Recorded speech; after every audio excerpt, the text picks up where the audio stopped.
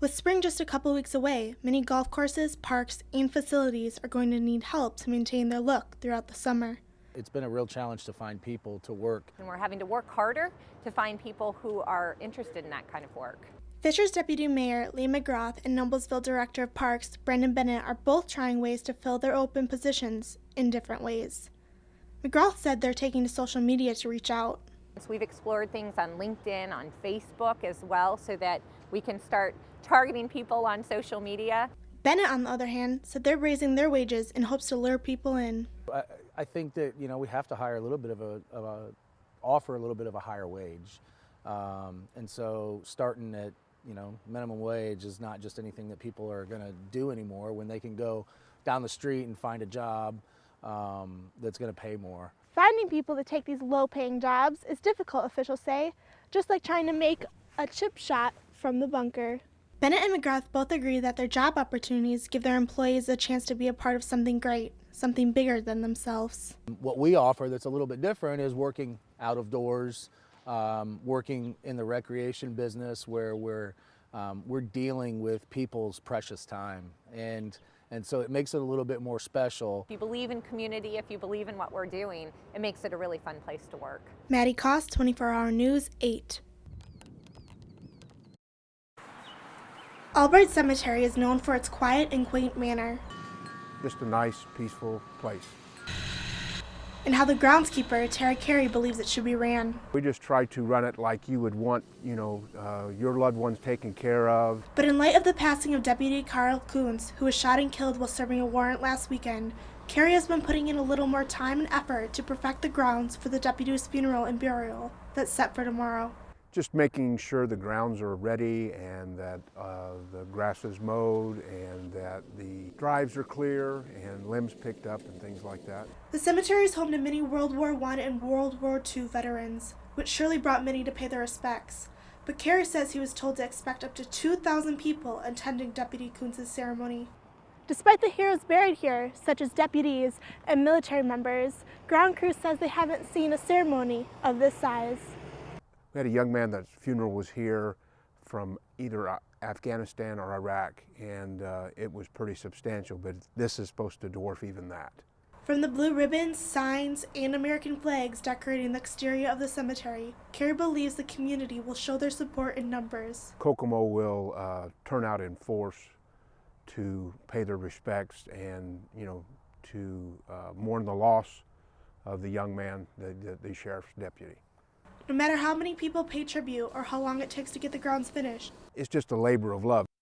Maddie Koss, 24-Hour News, 8.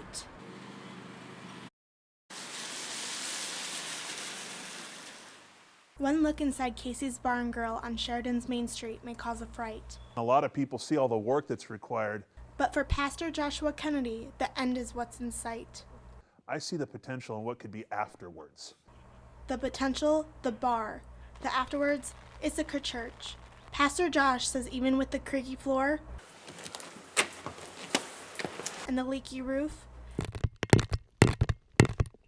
Casey's Bar and Grill is the perfect place for Issachar Church to call home. It would be a shame for the town of Sheridan to lose a building that's rich in history, that's rich with potential. So I'm looking forward to the new location. Moving around for this church is anything but new. 5 years ago, they started the storefront, but ran out of space. But most recently, they moved their space here and are sharing the church with the other congregation. But the pastor hopes that he can have his own space. It's very nice to know that it's a temporary. Pastor Cooper has been very gracious to us, but it is nice to have a place to call home.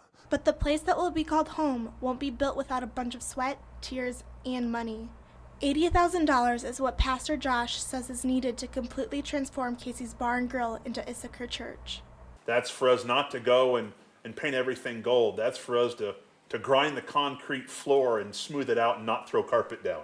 That's for us to really make it where, kids can come in and use it and not tear it up, but also have a place that's very much able to be functional and flexible. Maddie Koss, 24-Hour News, 8. Sending your loved ones off to work should never be filled with worry. But for those who put their life on the line, it is. Deputy Carl Kuntz lost his life early Sunday morning, the first officer to die in the line of duty this year in Indiana.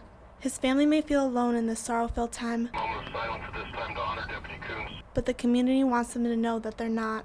Jerry Baker knows exactly what the Kuntz family is going through. 15 years ago, he lost his son, Jason Baker, while on duty. There's not a day goes by that I don't think of Jason, and I always wonder, I would have loved to seen what kind of officer and what kind of man he would have become. After hearing about Deputy Kuntz, even after 15 years, memories of the phone calls, the grief, and the stress that he once went through all came rushing back. As I tell new grieving parents and spouses and siblings, is that you never get over it. You work and you get past it, but an event like happened Sunday, with Deputy Kuntz, it brings it all back. Baker not only used the legacy that he and his family created for his son through scholarships and events to help cope with the loss, but the help from the law enforcement community is what really made a difference. The law enforcement community itself, who made a pledge to never forget Jason and his sacrifice, and they do remember. Lieutenant Bill Woolen of the Marion County Sheriff's Office is just one of the officials who is taking the pledge to honor Deputy Kuntz and all that he has done. We all come together, no matter what color uniform we have, no matter where we are in the state. We're the same people doing the same job in different parts of this state and across the United States. And we all come together, we have one focus, is to honor that fallen hero and to make sure that family gets through this time. Although it's early in the process for the Kuntz family and they may not see a light at the end of the tunnel, Baker hopes to give them some reassurance. At some point in the future, they'll begin to start pulling the pieces together, but it's a long, slow process and takes years. There are others that have gone through this, and we're there for them whenever they want. Maddie Koss, 24-Hour News, 8.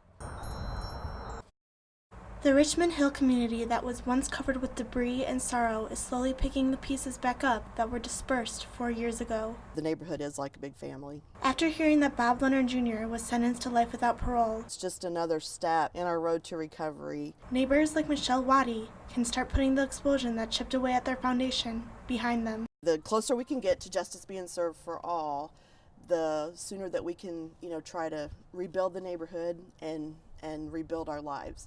But it has been anything but easy for the community that surrounds the lot that was once called the Longworths. It still makes me sad. It still has the same effect on me that it did. I don't know that will go away.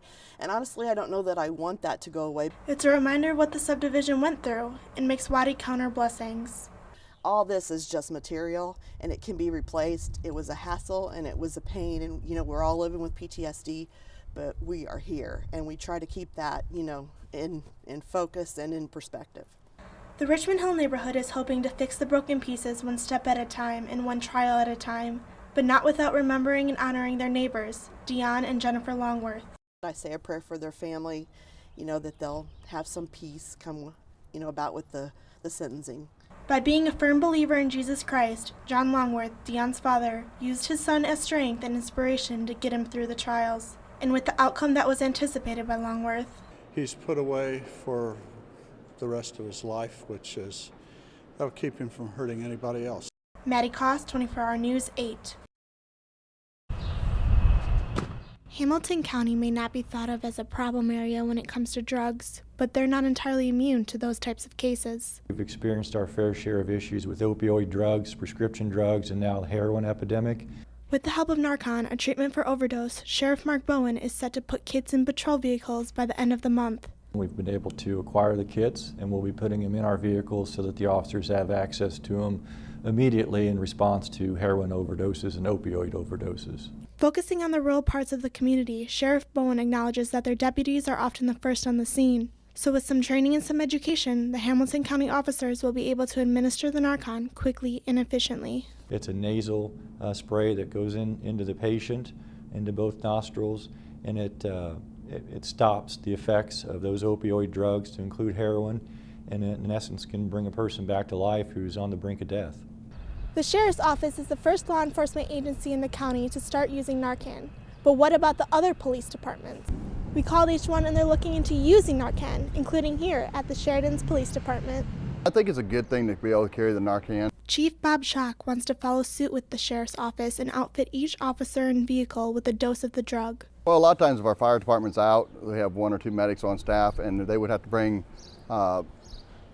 medics from Westfield or Noblesville area to assist us, and if we can help them ahead of the game, I think that we're better off. The problem? Money. Chief Shock wants to use the spray but is waiting on the funding. Hamilton County received $6,000 in grants, a program Chief Shock hopes he can be a part of. I didn't think it was going to get that bad, but as times change, as things change, unfortunately. And he says saving one life is worth it.